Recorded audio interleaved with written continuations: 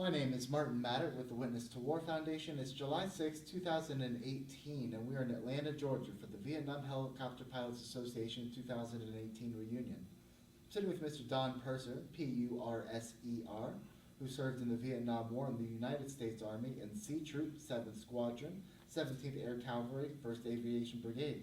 How are you doing today, Don? I'm doing very well, Martin. Thank you. Well, it's very nice to be here with you today. Thank you so much for joining me. My first question is, where are you from originally? I was born. I lived in Georgia all my life. I was born in a little town called Hawkinsville, Georgia, right in the smack in the middle of Georgia. But I grew up in Warner Robins, Georgia.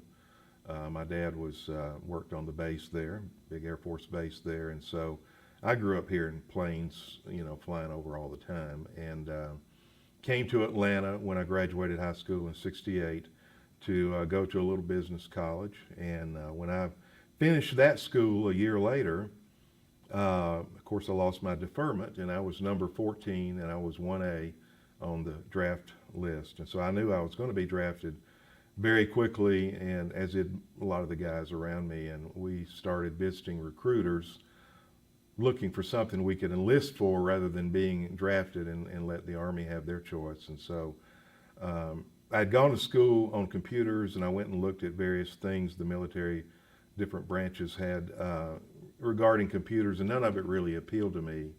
A guy I worked with at the bank I worked at that time, his brother had become a helicopter pilot. He didn't have a full 4-year college degree, which I didn't either. And he said, why don't we look into that? And I said, well, that sounds good. So we went and we took the test to do that, and I passed. He did not, but I passed. And it's aptitude test for your aptitude for flying. And then, of course, we had to get a physical, make sure our eyes and ears and everything else is working properly up to the Army standards. And so I did an early enlistment on my birthday in 1969 for the Army, to go to the Army, 120-day delayed enlistment. I reported in October to Fort,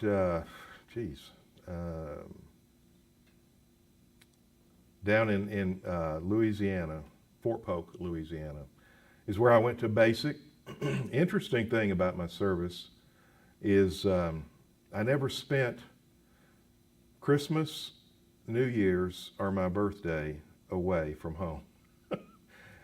The way my enlistment worked out in my different schools and everything, I was always home for those. I did spend Thanksgiving in Vietnam, but anyhow, I went in and I finished up basic training at sometime early in December, came home, reported to Fort Walters, Texas, early in January of 1970. And the flight classes were all full, so we were put into what was called snowbirds. Spent 8 weeks in snowbirds waiting for a class. So that meant we just did details. We cleaned barracks. We went down to the commissary and worked in the market where they had the big freezers, loading food into the giant below zero freezers. We cleaned the barracks for the Vietnamese pilots that were going through flight training. While they were off during the day, we would go in and clean their barracks. It was all just details for 8 weeks, and it was rather boring, but we finally got in a class and started flight school at Fort Walters, Texas, and I flew the TH-55, which is was probably one of the smallest commercial helicopters built, or at least it was then, and started flight school. The interesting thing about flight school, and the thing I learned all through training, both in flight school and basic and everything else, was, in retrospect, the Army does an excellent job preparing you for what you're going to be going into. In our case, almost all of us were going to wind up in Vietnam, that were helicopter pilots. They put us under a tremendous amount of pressure, a lot of psychological pressure, a lot of scheduling pressure, pressure to perform in all the classes we attended, and in our flight training. There were goals you had to reach in a certain period of time, and if you didn't, you were washed out. And so we had a lot of guys washed out, and we had guys that quit because of the pressure. And so it was a very high pressure deal. I remember one time I got a letter from my bank, and they claimed I'd had a check that bounced, and my CO got, I don't know how he found out about it, but he found out about it, and that was certainly against the rules, that you have any problem with your finances. And for about probably 2 or 3 weeks, the TAC officers, every time they saw me, they would drill me. They'd stand me up against a wall, they'd ask me questions, they'd holler in my face, they would, do everything they could to intimidate me and try to make me either blow it, or quit or something. But I passed the test and I made it through all of that. But it's just, what they did was pretty incredible. As far as flight school, I enjoyed the flying. Once we soloed, we got to go out and fly around the Texas flatlands out there. We flew into these fields. They had tires marked in them. They had red tires, yellow tires, and green tires. And it was areas where you were to land by yourself. And they were, you would make an approach into the wind, and they were, a red tire, you had to have an instructor with you. A yellow tire, you had to be approved before you could go into that area. Green tire, you could land at any time, but you'd land, friction down the controls, get out of the helicopter, leave it running, walk around, smoke a cigarette, go take a leak in the woods somewhere, and get back in the helicopter and fly off again. It was very novel, for a 19-year-old kid to be doing this, flying around. And so that was a lot of fun. Sorry. Okay. We got to do those kind of things, and I remember solo. The day I soloed was very interesting, because up to that time, you always had an instructor in the aircraft with you, and through every difficult thing that you did, if you felt like the aircraft was about to get out of control, he would say, "I've got it," and the aircraft was immediately back in control, and there was no danger to you. On the solo day, when he gets out and he says, "Okay, I want you to go around and make 3, takeoff and landings," just not having him over there was a huge deal. It just felt like this big empty vacuum, but you had to do it on your own. But you were prepared. I mean, I felt prepared. I felt confident. There was a little bit of, tension about it, but once you did it the first time, it's like your confidence starts growing. So the training was excellent. It really was excellent. I do remember one time we were out at Stage Field, and we had some storms that rolled in, and so you always tried to make it back to the main heliport, which was at the base. They had 2 big heliports, and in the morning you'd go out to the heliport and all the helicopters would take off, and you'd work out a Stage Field. So the aircraft were scattered around the countryside. They weren't all flying in the same airspace. But we all went back to the Stage Field at the end of our flight time, and so we were trying to get the aircraft back. I had soloed by then. There was an instructor with another student pilot, and he said, "Follow me. We're going to make it back to the heliport."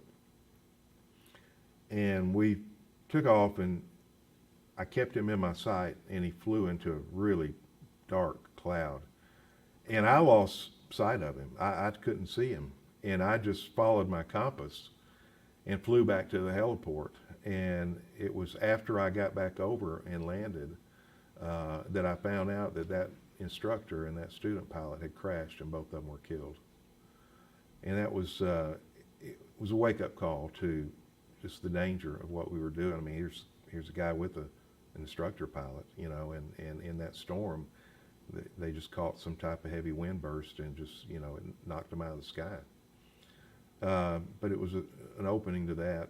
And but I finished up flight school there. It was very, our schedules were very full towards after the first 8 weeks, we got a little more freedom. The first 8 weeks we couldn't leave our company area. After that, we were able to go out and around the base, the fort some, and go to the PX and things like that. And then later, we could leave the post and we'd go off on weekends and go to Fort Worth and, go have some fun. But it was very structured, very intense, and we learned a lot. We had classes on including with flying, we learned all about the aircraft systems, about avionics, about the actual, the flight systems, all the rotors, how all of that worked, just all sorts of stuff. We learned about weather. I mean, they taught us a lot in a short period of time. Then we go to Fort Rucker, And again, I was home for my birthday in July and reported to Fort Rucker.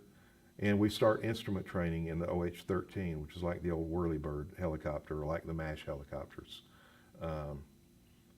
Big giant plexiglass bubble in Fort Rucker, Alabama in July. It was a sauna.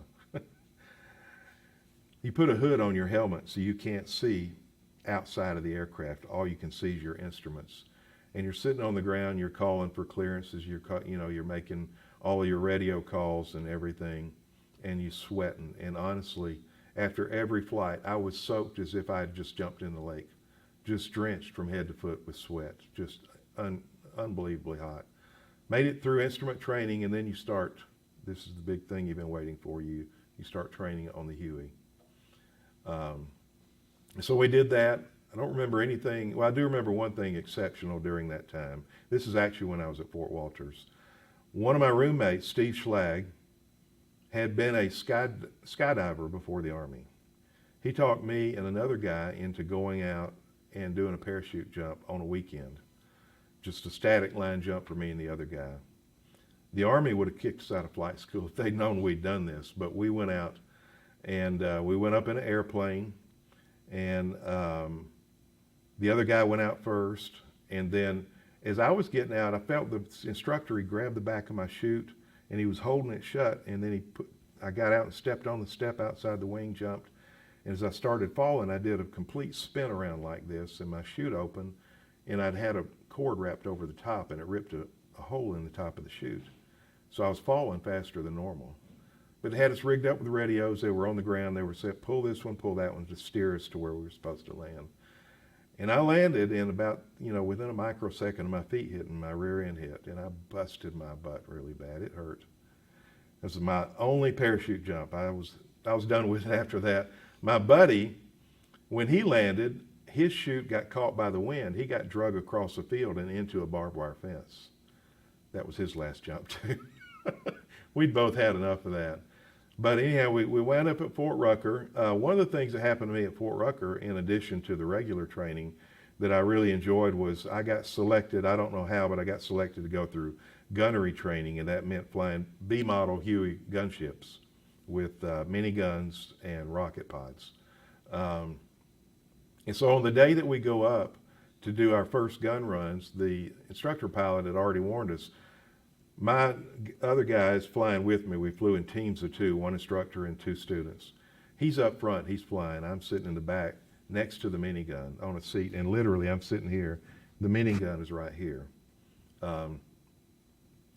He warned me over the intercom, now it's going to be loud. I just want to warn you ahead of time, it's going to be loud, so be ready.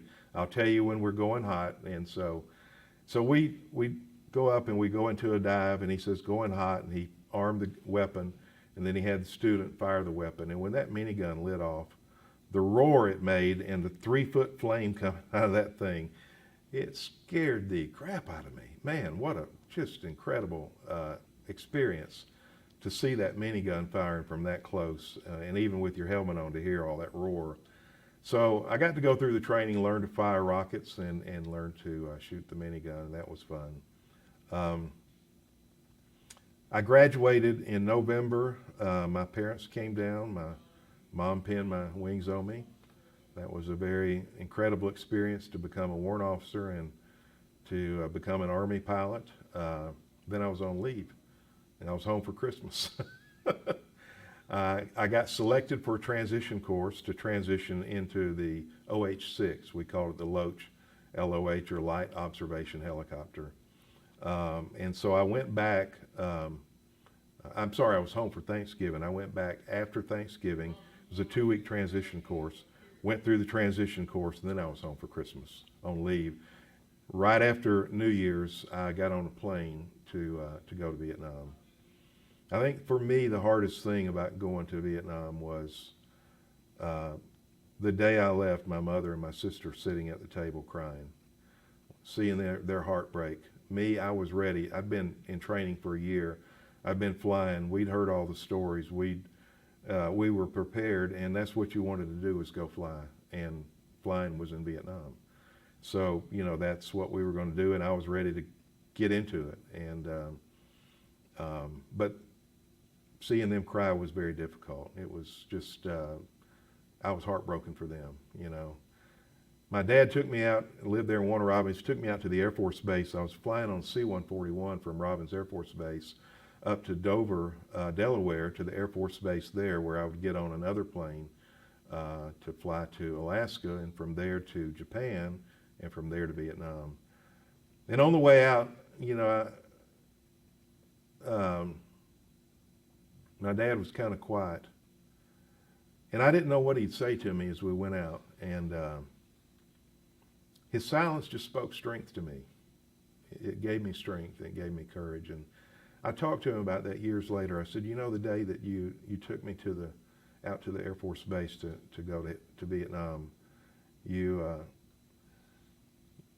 didn't have a lot to say, but your strength really helped me, because he was strong. He could have broken down as well. And he said, well, son, it was one of the hardest things I ever had to do, but I knew that you were in God's hands, and there was nothing I could do. You were going to go regardless. And so I didn't know what to say, but I still remember, and I took strength from that. You know, it's just that my dad was never a man of a lot of words, but he was a man of character, and that spoke to me that day. It's something I'll always remember. It's a 24-hour flight to Vietnam, 8 hours from Delaware to Anchorage, and 8 hours from Anchorage to Tokyo, and another 8 hours from there to Saigon, where we flew into Tan Son Nhut. And you fly that in 3 legs straight, 24 hours on an airplane. They change crew and refuel, but they don't change passengers. You stay on it and keep going.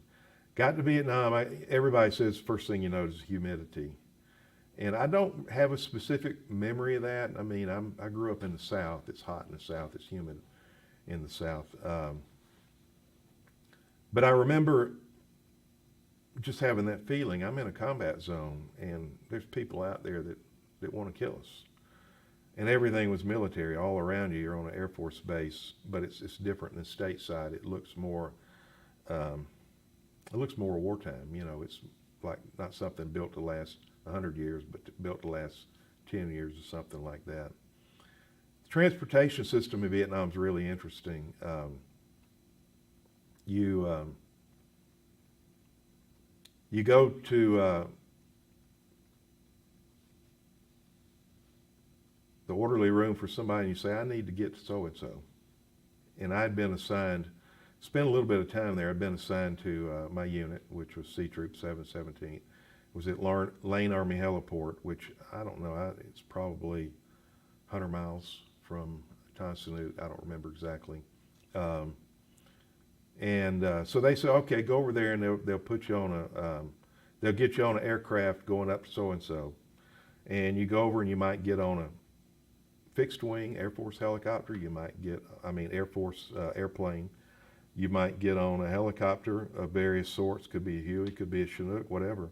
You might fly, 50 miles one direction. You get there and you say, okay, I'm trying to get up to Lane Army Heliport. Okay, well, we got an aircraft going to so-and-so. When you get there, ask them. It's just like hops until you get there. And then you get there and you report in. I don't have a lot of memory of those details, except I arrived, in like the first week of January of 71. Get to the unit. And my first combat flight, I flew in the left seat, which is the pilot's seat on a Loach. But interestingly, the way that we flew Loaches in Vietnam, the pilot flew in the right seat and the gunner flew in the left seat. We only had one pilot on a Loach. And we flew with 2 gunners. We had a gunner in the left front seat and a gunner in the back behind the pilot. They both had M60s hanging on a bungee cord. So I go out with one of the guys, and he has me in the left seat with an M60 hanging on a bungee cord, and we're just doing recon, and I'm watching him, and he's just flying around low, and he's looking for things. And we flushed a couple of VC out of some woods. He said, shoot at them. And so there was big elephant grass, and I could see them occasionally as the rotor wash would wash the elephant grass around, and I just started shooting into the area, and I quit seeing them. I don't know if I hit them or not, but that was my first flight. Was I saw enemy and I took fire. We didn't take any return fire, and we didn't find any bodies. They could have gotten away. They could have been shot and gotten taken away by some of their buddies and hidden away.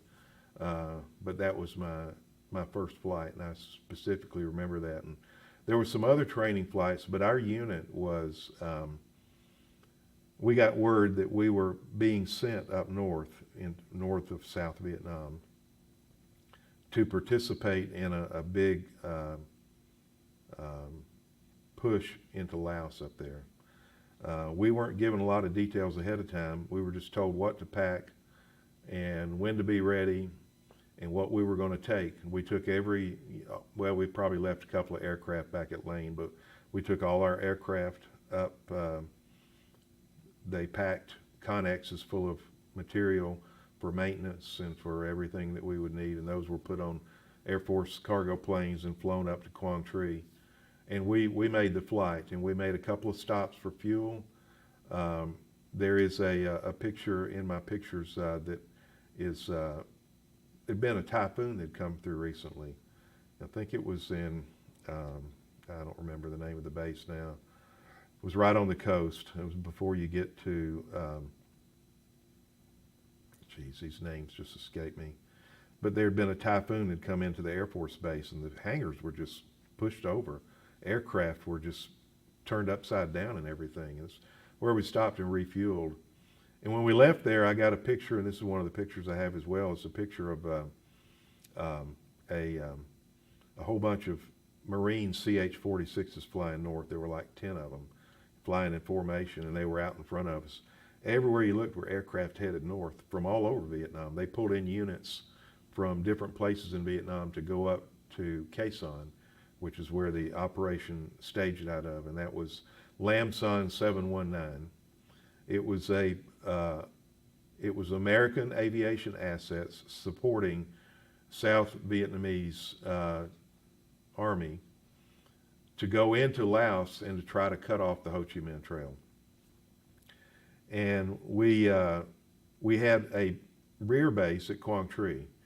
That base was in our rear area. I wouldn't call it a base. We had a place to put our aircraft, but the Marines were in the process of building a children's hospital in Quang Tri. It was nothing but concrete walls, and it had a roof, but no ceiling, no doors, no electricity, just a shell of a building. And our unit, we moved into that, and we brought our cots and our mosquito nets, and we slept in there. We had what we call water buffaloes outside, which were big wheeled tanks of water, and where we got our water. And they had a generator out there that they ran some wiring in, so we had just naked bulbs hanging over each room, so we had some light. That was our rear area that we stayed at. And then the forward area was Quai Son. I was one of the first guys to go out, flew my Loach out, carried some supplies out in the back of the Loach. And the first night I slept in an old bunker left over from Tet of 68, just a hole in the ground. It looked like a big grave site where you dig a big hole to put a casket in. That's about the size it was too. Wasn't quite long enough for me to lay straight out. Well, there was another guy there too, and he didn't have any place to sleep, so he got in there with me. So here's two of us. We couldn't sleep laying down because shoulder to shoulder, we were too wide for the thing. So we slept head to foot. I had my head at his feet and vice versa.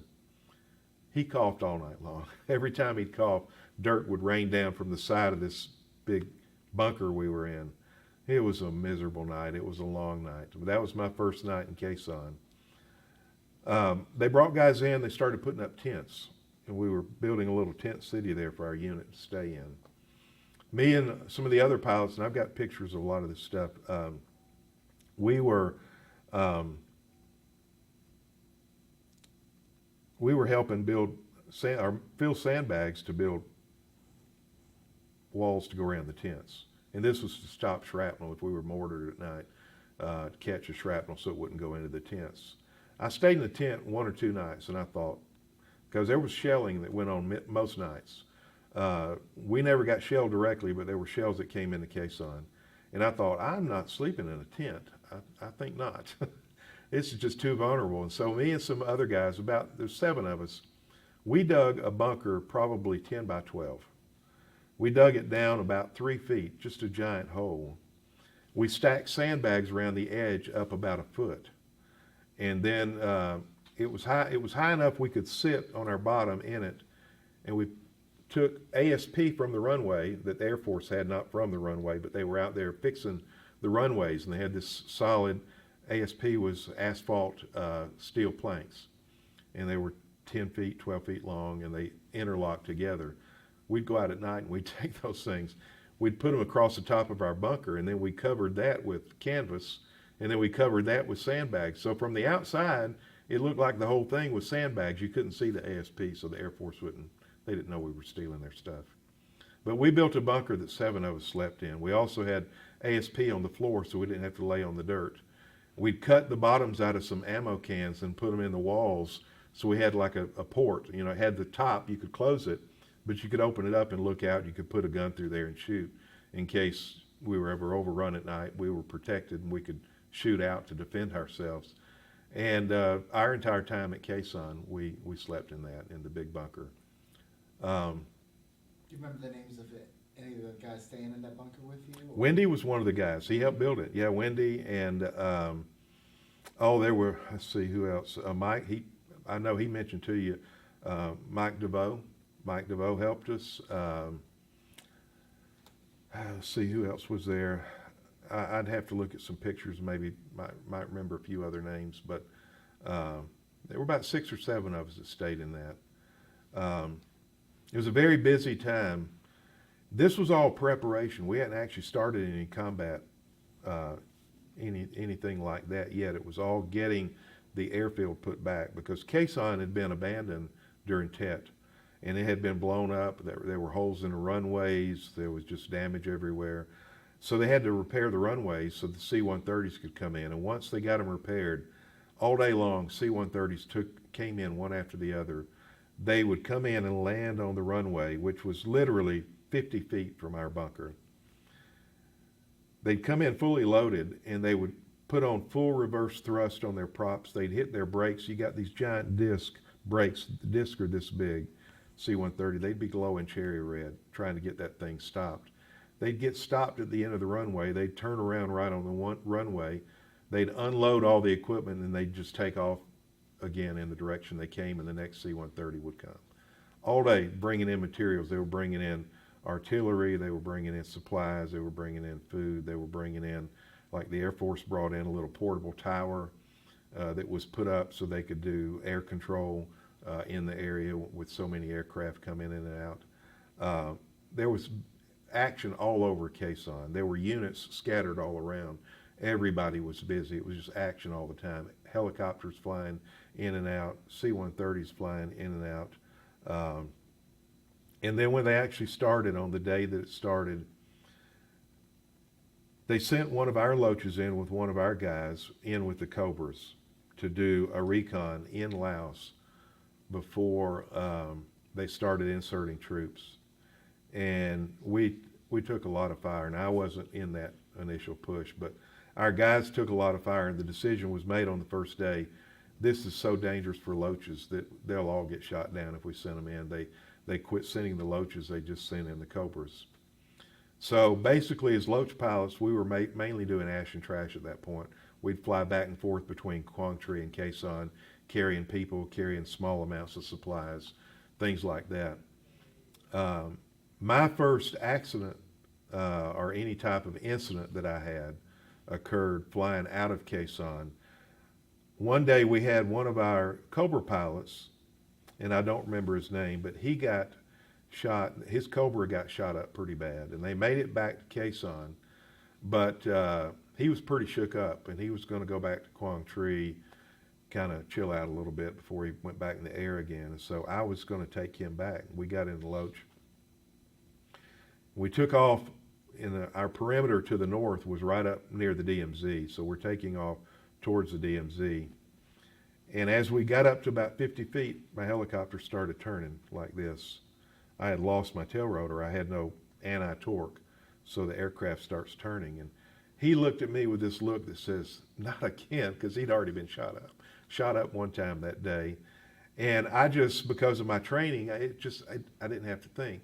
I did a hovering auto rotation, which is you put your cyclic down and you start going down, and before you get to the bottom, you use the mass of your rotor system to pull pitch back in, slow down the descent, and land. But we landed in a minefield. We were over a minefield when the tail rotor went out. It was our minefield outside of our perimeter, just try to stop the enemy from coming in. We went down in a minefield on a slope, so the aircraft's pitched like this. We didn't hit any mines. We got on the radio, and we radioed in that we've gone down out here, and they sent a Huey out, and the Huey hovered over us.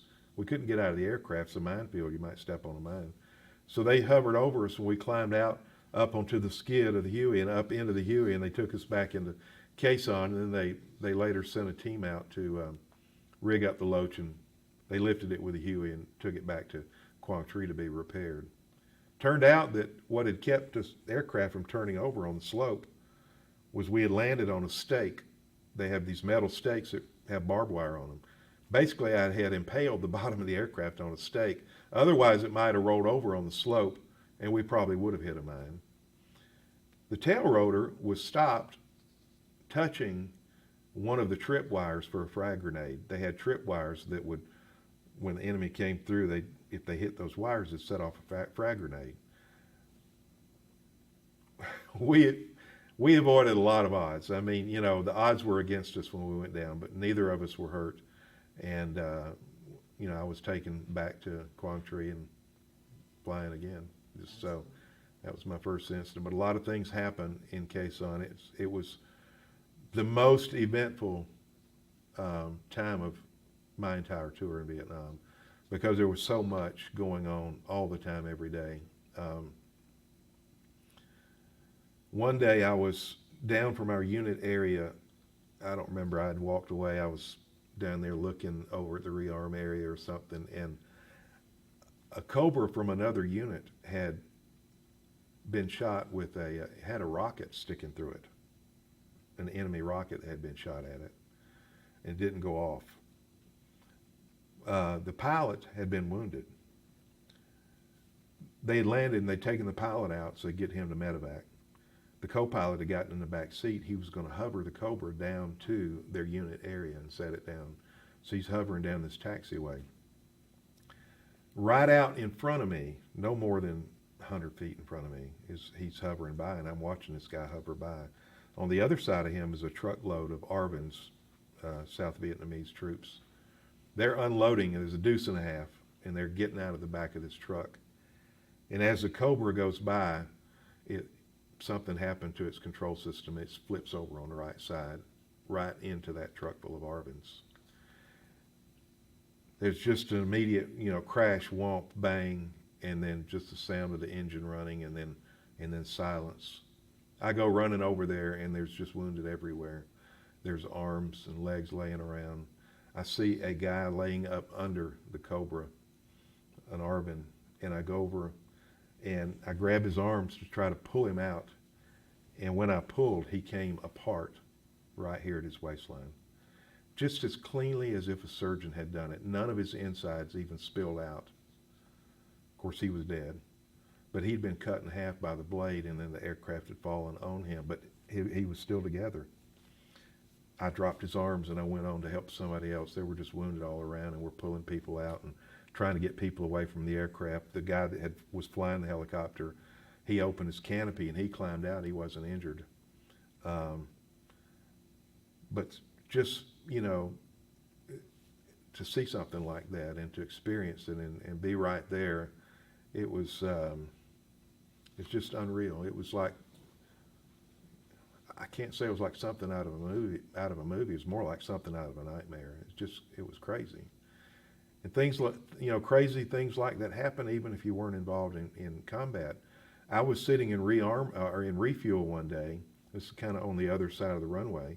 We had a rearm area and a refuel area that were right next to each other, and two of our Cobras that had just come back from Laos were over there rearming. They were getting their miniguns rearmed, and they were refueling, and they were going to get their rockets, refilled in the rocket pods. So I'm sitting right next to them The one Cobra is sitting over here. He's in refuel. They're getting ready to rearm, but he's in refuel and he's still running. We leave most of the time. We left our aircraft running while we refueled. And one of our other C Troop Cobras came in and sat down right next to him, but a little bit too close. And at first they were sitting there and there was no problem. But as he started to idle down, the blades were overlapping. The blade speed brought the blades into contact with each other. It ripped the rotor system out of both of them, the entire rotor system and transmission. I watched the rotor system of the aircraft next to me fly off into the distance like this, just flipping around like this, and landed. Fortunately, nobody was hurt, either in the aircraft or on the ground, but both aircraft were completely destroyed. I mean, completely destroyed. Right there next to me. Another night, you get used to the sounds of aircraft. And we had a foggy night. All the aircraft had gotten in for the day. It was dark. We were in our bunker. And we had a mantle lantern. We had some light in there. And we were just sitting around playing cards and talking. And we heard a Huey come in, which was very unusual because it was dark, it was night, it was foggy. And it was really too foggy to fly. And it was unusual to hear a Huey, but we heard him on the other side of the field. He came in and he landed. So we thought, okay, good. I mean, this is not, we weren't talking about it, but in your mind you hear an aircraft come in, you hear him land, you hear him go down to flight idle.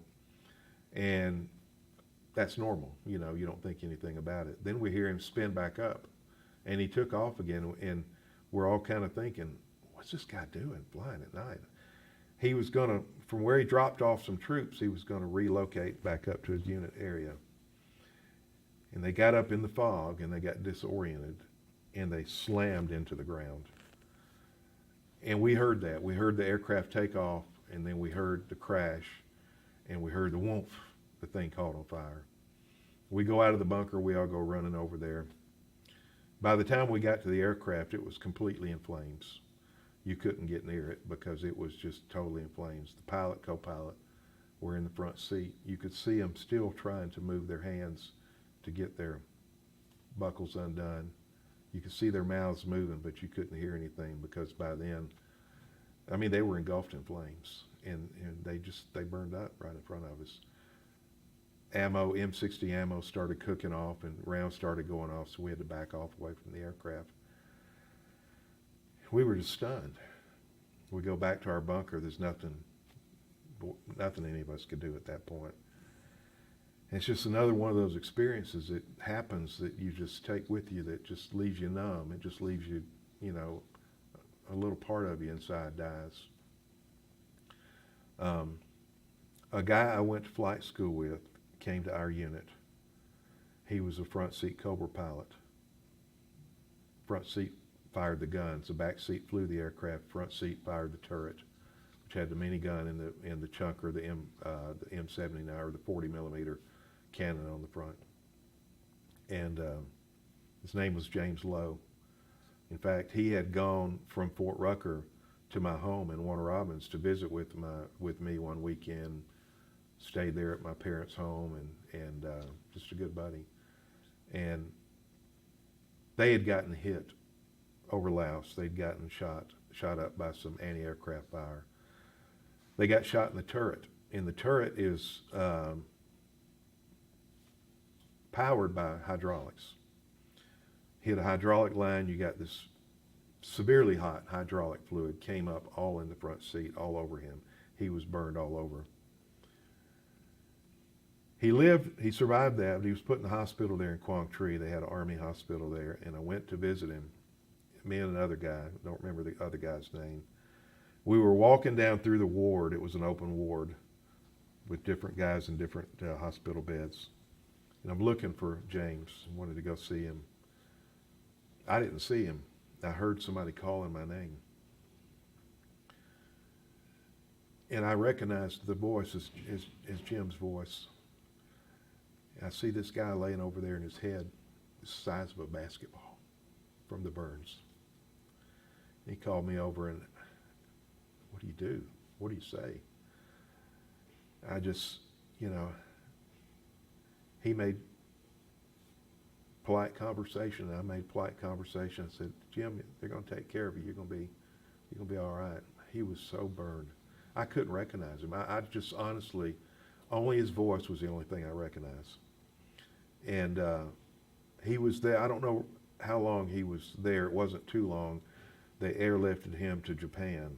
The Air Force or somebody had a really nice hospital there, and he died in that hospital in Japan. He never made it home. And that was, you know, it just, again, just brings a reality home. You had a particular close call that you talked about in the hallway with your helmet. Yeah, and that was after Lamson. There's one more thing I want to tell you about our time at Lamson that happened. It's one of those situations that just makes you realize how small the world is. I flew a lot of flights between Quang Tri and Quezon solo, nobody in the aircraft but me, which is scary when you're flying up there and there's anti-aircraft guns, NBA anti-aircraft guns in the area, and we had to fly through this one valley, and I believe it was Ashaw Valley. Long valley, a road that goes through, and if you drive from Quang Tri to Quezon, that's the road you take. And we would fly through that valley, and generally we'd fly down kind of low, you know, trying to make as small a target as we could and do some zigzagging. They told us that they had these radio-controlled, or radio-aimed anti-aircraft weapons, that if you listened on your FM, if you heard a click on your FM, that meant the radio was tracking you. If you heard 2 clicks, they were about to fire, and you wouldn't hear the 3 clicks. The third click was when they'd actually honed in on you, and they were going to shoot you. And so we're flying along, and there's a Huey out in front of me, about a click out in front of me. You know, he's off in the distance, and he's up about 1,000 feet. I'm probably up about the same. And I see him start taking fire. This is like the movies you see from World War II with the flak blowing up around the aircraft, the black explosions, and that's what I see going off around his helicopter. And when I saw it, I heard a click, and I dove towards the ground, and I got down. He made it through, and he flew on, and he got to Quezon. I made it through, and I flew on, and I got to Quezon. It wasn't one of our units, and I didn't have radio contact with him. I didn't know who he was. But we both made it. Well, back in the 90s, I've signed up on some Vietnam helicopter email groups where we exchanged emails in groups and just reminisced and stuff. Been on one of those groups for a number of years. I told that story one day about that happening to me. Wrote it up as a TINS. We called them TINS, T-I-N-S. This is no shit. And so I told that story, and another guy wrote back. He said, that was at Lamson 719, right? Yeah. He said, that was me in that Huey. He was in another unit. His name is Dick. I can't remember his last name at the moment. He lives up in in Michigan. But that was him. And he was in that Huey. And what a small world it was. You know, for us to both go through that and get fired at and both survive, and then to discover each other all these years later. So that was pretty incredible. We finally left Quezon. We went back to our unit. We went back to our normal flying. Being in an Air Cav troop, we got positioned around a lot. That means we got sent to Khartoum one time for about 6 weeks, where we were doing missions there. But we got over there, and monsoon came in. The weather was so bad we couldn't fly. It was up in the mountains, and so when the clouds during monsoon, the clouds would be low. It'd be too low to go out flying because the clouds would be right down, you know, onto the mountaintops. So we just spent a lot of time in tents playing cards. It's the only time I ever got to go into a Vietnamese village, and that was the village of Khartoum. We were cleared to go in and walk around, which we did. I had bought me a Bulova Accutron watch, and I'm walking through the town. This little Vietnamese kid comes up and snatches that watch off my arm and takes off running. And of course, I took off running after him. And right as I was about to catch him, he threw the watch down. But we did that. We went to Tuiwa one time. We just got moved around a lot, but we mostly worked out of Lane. And we mostly did recon out in Tu Corps, out in Lane, out towards Cambodia, out in the mountains. We were in some foothills where we were. We staged out of some areas up north of us. And we'd go to the stage fields, we'd look at the maps, we'd decide what area we're going to recon that day, or we may have some intelligence that said we want you to recon the area. But when we went flying, the area we went in was a free fire zone. There was not known to be any friendlies in that area. If we saw anybody, they were considered to be enemy. They were either VC or NBA. And so we would go into an area and we would fly right on the treetops. And as Wendy was talking about, you tried to keep moving because when you stopped, you were a perfect target. You know, once you stopped over the treetops, if there's somebody down there, he's got a clear shot at you. So you'd fly, but you'd keep turning back and forth. And one reason you did that was to make less of a target. The other reason you did it was to look down through the jungle at different angles. And what we're looking for is hooches. We're looking for trails. We're looking for campfires. We're looking for any sign of people, which means enemy camps or enemy movement. And so we'd fly on the treetops, and we're doing that one day, and we were further west than normal. And we found a trail, and we're just tracking the trail. It's not an open trail you can just see as you fly along. You have to just keep looking down and coming back at different angles to see as the trail moves along through the jungle. And we tracked it right up a mountainside. And we kept flying and going along, and of course Wendy's flying behind me covering. And we broke out at the top. It was open, clear area. There was a bunker up there that had been dug out. Now, it could have been an old Army bunker where there had been a unit up there at one time, but whatever, it didn't appear to be in use at the time. I saw the bunker, and then I saw a Russian RPG laying on the ground, brand new, blue, shiny, and it just caught my attention. I came to a hover. I'm looking out, and I'm on the radio. We're constantly on the radio as we're going up, telling what we're seeing. That's intelligence, and it's all compiled, and it goes back eventually to Saigon, where it's all put together, and they get intelligence from all these different scout units all over the South Vietnam, put it all together to discern troop strengths, troop movements, and stuff like that. So we're on the radio, and I'm on the radio, I'm saying, there's an RPG laying here. I'm literally 5 feet from it, at a hover about 2 feet above the ground. And I'm looking at the RPG. Well, I didn't see it, but an NBA jumped up out of one of those bunkers with his AK-47. He's about 15 feet in front of us. And he just sprays an entire clip full of ammo at us. Just brrr, and I heard the machine gun going off, and I felt my helmet try to leap off my head. You know, just the pull on my helmet coming up like this. There's a hole in the plexiglass down between my feet. I felt the impacts of the rounds in my aircraft. Now, at this point, I had been shot at least 50 or 60 times. My aircraft had been hit quite a bit. I knew what it felt like to get hit by AK-47 and what it sounded like. Aluminum, those rounds go through it real easy. You hear tink, tink, tink, and you can feel little vibrations. Unless it hits something significant, there's not a lot of impact, or unless it hits you. But I heard it, but I felt the impact in my helmet. And I'm on the radio, and I said, taking fire, I think I've been hit. And I immediately dove off over the side and started flying down the other side of the mountain to get away. And I look over at my gunner, and I said, I think I've been hit. And his face is just ashen. Now, he had fired back. I reach up and put my hand like this to my head, expecting to pull my glove back and see blood on it. No blood. So then I take my glove off so I can feel better, and I could feel my helmet. I could feel chunks missing. And again, I'm looking to see, is there going to be any brains or blood on my hand? I don't see anything. I asked my gunner, I said, I think I've been hit. Do you see anything? He says, his face is still just ashen. He says, you've been shot in the helmet. Is there any blood? No, you're okay. You look okay.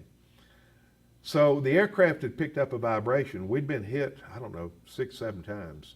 We had one round go into the transmission. We had round go through the blade, round through the chin bubble. We had rounds go through the cargo floor. We had a round that went through our fuel tank. And so we fly back to the nearest area that we can find that's where it's, we're away from any known enemy, where I can put the aircraft down. And I set it down, and we made the decision not to fly it back to our stage field, and they had the Huey fly in. When we flew with 2 Loaches down on the treetops, 2 Cobras overhead that flew in to shoot when we found a target. And then above them was our CNC, our control aircraft. They were there to monitor the radios, to take the reports and do all of that, and as a rescue if somebody got shot down. And they could radio back to get other aircraft coming in if we needed them, or to get the Blues, which are our infantry. We had an assigned infantry unit we called the Blues, and they could bring them in. This is the infantry troops on the ground to help somebody out if they needed it, if you had somebody that got shot down. So they're flying overhead. Well, they brought in that Huey, and I rode back to the stage field in the Huey. In fact, that was the only time that I got to fly a Huey in Vietnam. Was they put me in the right seat, which is co-pilot seat on the Huey, and let me fly the Huey back to the stage field. Other than that, all I flew was the Loach and the Cobra. I flew the Cobra the last 2 months as front seat co-pilot and shooting the guns. We got back to the stage field, and the aircraft had been, like I said, it had holes in different areas. And again, I've got the pictures of that. Pictures of my helmet where it had been hit. The round came and it hit right where the visor slid down, and it knocked off a chunk of the visor cover, and it knocked out a piece of the top of the helmet. So it didn't actually come inside the helmet, just off the top, but it took a chunk out of it. But when that helmet went up like that, I thought I'd been shot in the head. I honestly did. And my first thought was I'd been shot in the head with an RPG, because that's what I was looking at. Which, had that happened, I probably, none of us would have survived. RPG would have taken the aircraft out. Our flying Was that the closest call you ever had? That was the closest call I had. I had another very close call. I mean, like I said, I got shot at a lot of times where we'd get hit. And unless we had a warning go off, or we picked up a vibration, if we got hit, generally we'd keep flying, and we'd go back to our staging point, and we'd check the aircraft out. The Loach was a pretty simple aircraft. It didn't have any hydraulics. The systems are very simple. And so unless you had visible damage, you had a really bad vibration or something like that, you could take hits in a lot of areas of the aircraft were not vulnerable, and you could keep flying it. Now, oftentimes when we got hit like that, we would fly back, because I had to land on a sandbar another time when we got shot up and leave the aircraft and fly back in a Huey. But I had another close call. We were headed out to an area to recon. And anytime we went to an area like that, somebody in our unit was to take care of letting any artillery bases know that where we were flying, so they're not going to shoot artillery where we are. Well, on our flight out, I was up probably a few hundred feet, 300 feet, and I see this dark just go by in front of the aircraft, not more than 50 to 75 feet out in front of me. What was that? And then I realized that had to be artillery. And we got on the radio, and we found out it was an ARVN unit that was just shooting willy-nilly. And I wasn't able to talk to him, but I told somebody, I said, if I had a chance to get with these ARVN guys, I'd have been ready to shoot them myself, because you just don't shoot artillery. I mean, I came that close to being hit by an artillery shell. There wouldn't have been anything left of us. It just whistled by right in front. I mean, there's no sound, but we just saw this black thing just shoot by in front of us. Another time we're flying up a river, and we were way back in the jungle, and we're flying along a river. And when we found rivers, we'd fly along looking for the sampans that would float down the river. They'd use that a lot to either move troops or to move supplies.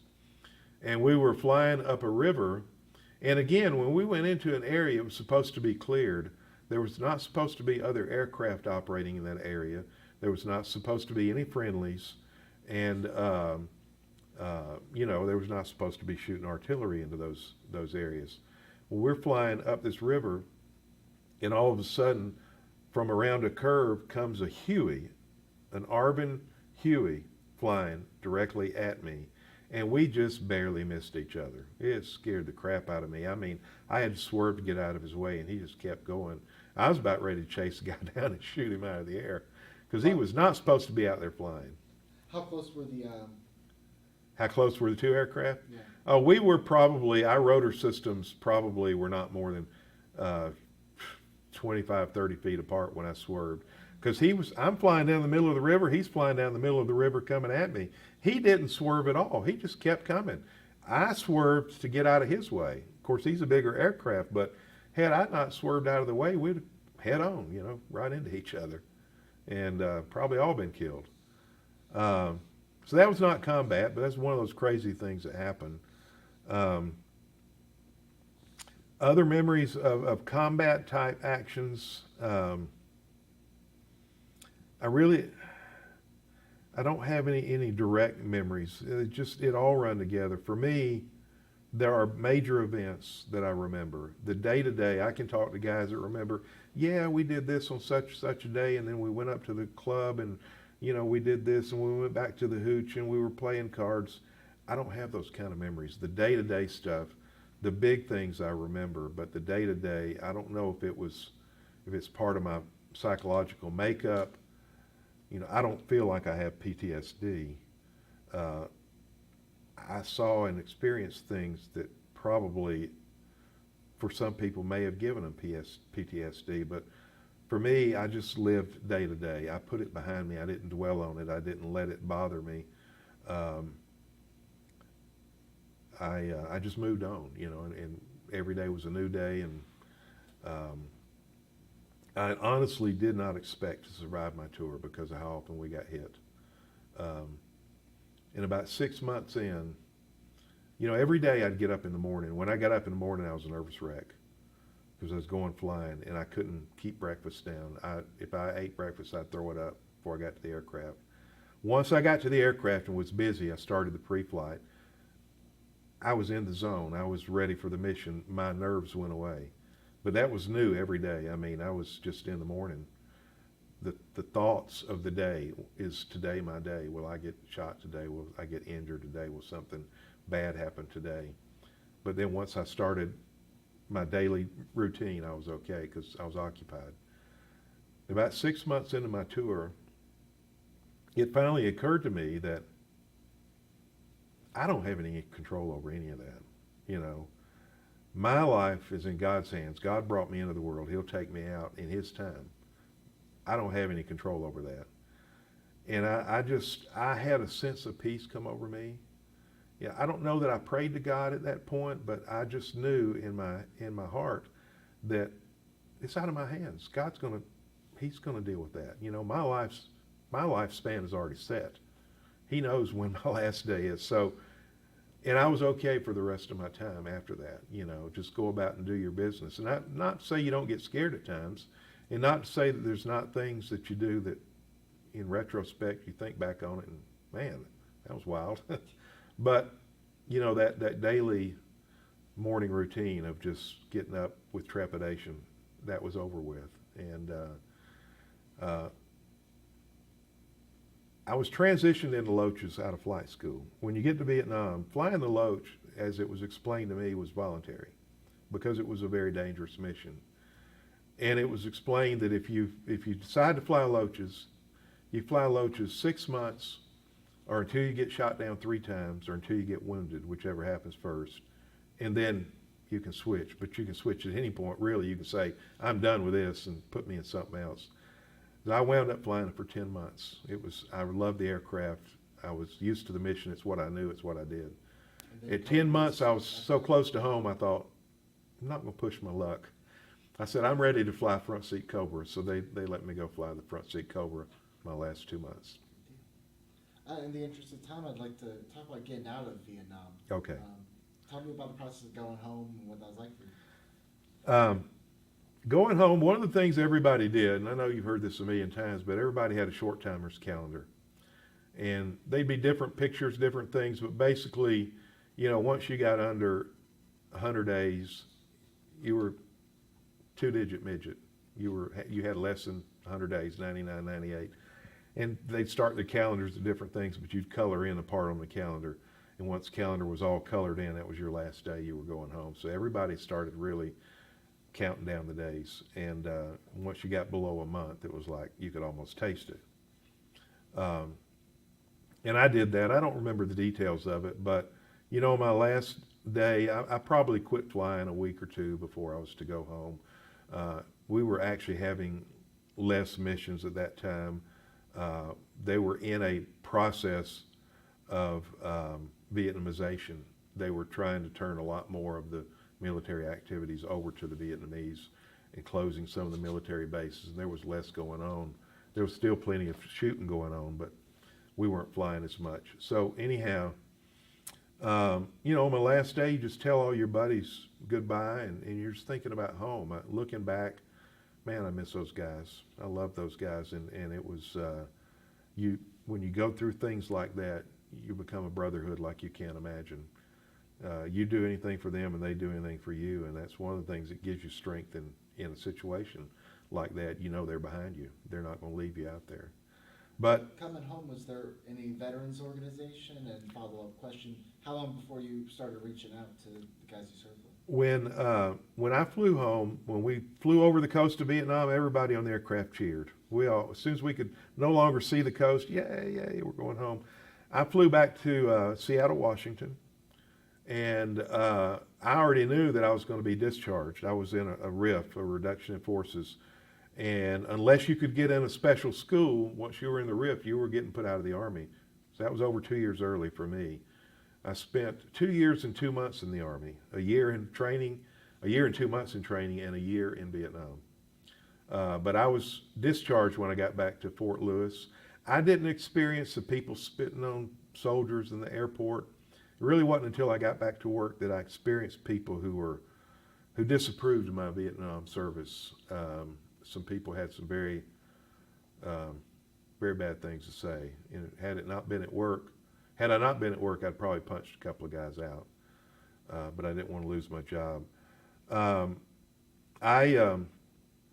It probably was a number of years, 10 years or more, before I started seeking out some of the, going to reunions and things like that.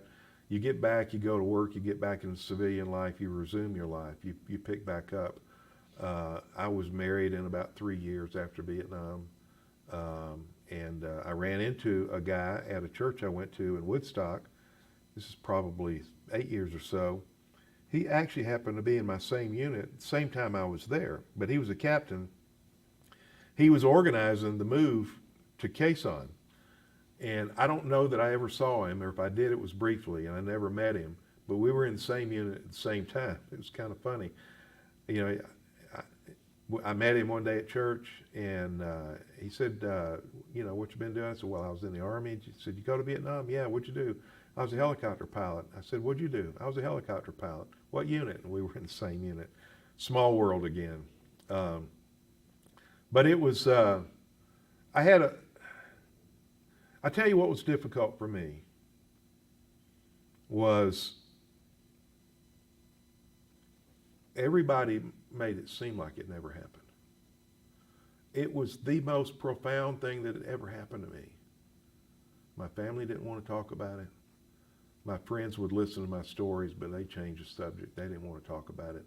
It's like it didn't happen. There were people who had animosity towards Vietnam veterans. Like I said, the guy at work, he found out I'd gone to Vietnam as a pilot. He said, you fool. He said, I went to college. I got my degree. The rage just flew up in me. Honestly, I could have punched him right there. But that was the attitude that people had. And it's just like, it left this void in you because it was the most substantial thing in my life. And yet people wanted it to go away, and I couldn't make it go away. And it wasn't until people started acknowledging Vietnam veterans that I started to get some closure on that. Really, it was a long time coming. That was one of the most difficult things. Total lack of appreciation, even acknowledgement of what we've done and what we've gone through. Well, have you been to the wall? I have. When was the first time you went? First time I went was in the 90s. I don't remember the exact year, mid-90s. It was very moving to see all the names, to see the other guys there. The flood of emotions just came back. It was just to find the names of guys I knew, guys I'd served with, and to see their names on that wall. It was, in a way, it was completing, but it was also huge emotions. It just was a gut check. It just hit you like a sledgehammer. The size of the wall, the number of the names there, just the loss of life. I believed then, I still believe today in what we were doing. I believed that it was an honorable thing to go and to try to stop communism. I believe that we were winning the war, that we could have won the war. I believe that we were limited by our politicians. I believe that we fought that war all wrong. But I still believe that we were doing the right thing, and that and I've met Vietnamese who escaped Vietnam, who became boat people, some who were in prison for a period of time, who have nothing but thanksgiving for the troops that freed them or tried to free them from communism, that have made it back to the States, and they see the difference between that life and what it is with freedom, with independence, what we have here.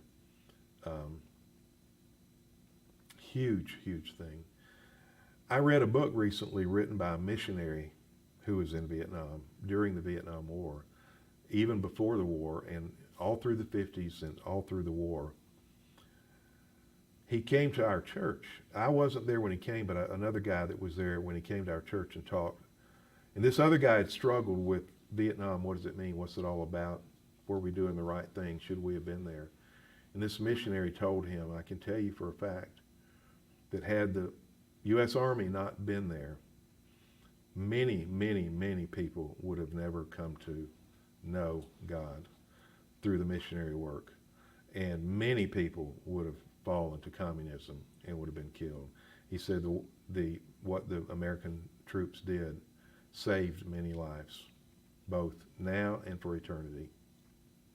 What do you want future generations to remember about Vietnam based on your experiences? I want them to remember that freedom's not free. I want them to remember that we can't fight the wars of the world, but we have to fight for freedom, because freedom is not a given. It is given, but we live in a world where it is not a given. It can be taken away. There are people who will take it away. There are people who want to enslave others.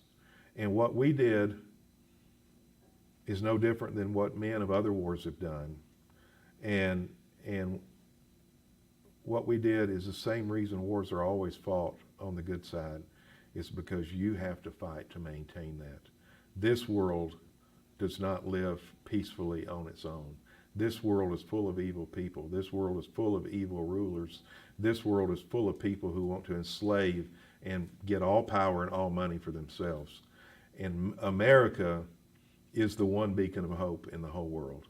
Really, it truly is, and we see it more now than ever. And I want people to remember about Vietnam, that we did our part at that point in history to hold back communism when it was on the march to take over more of the world. And I think what we did in Vietnam helped that day when Reagan said, Mr. Gorbachev, tear down this wall. And communism didn't completely go away, but it crashed and it burned. I think we helped that, through the 60s and through the 70s and then leading into the 80s, what happened. I think we helped prepare for that. So I think we helped maintain freedom in the world, fighting in a little country, South Vietnam. Is there any song that if you heard today would take you back to your days in Southeast Asia? There's a lot of them. Any Creedence Clearwater song. At the VHPA reunion in 2000 in Washington, D.C., we had Eric Burden there, Eric Burden of the Animals, and he sings that one song that we all remember. We got to get out of this place if it's the last thing we ever do. They said on the 7th floor of that hotel, we were in the basement, you could hear the roar of the voices, all the soldiers singing that song as Eric Burden. That song went on for 30 minutes. It was awesome. It was awesome.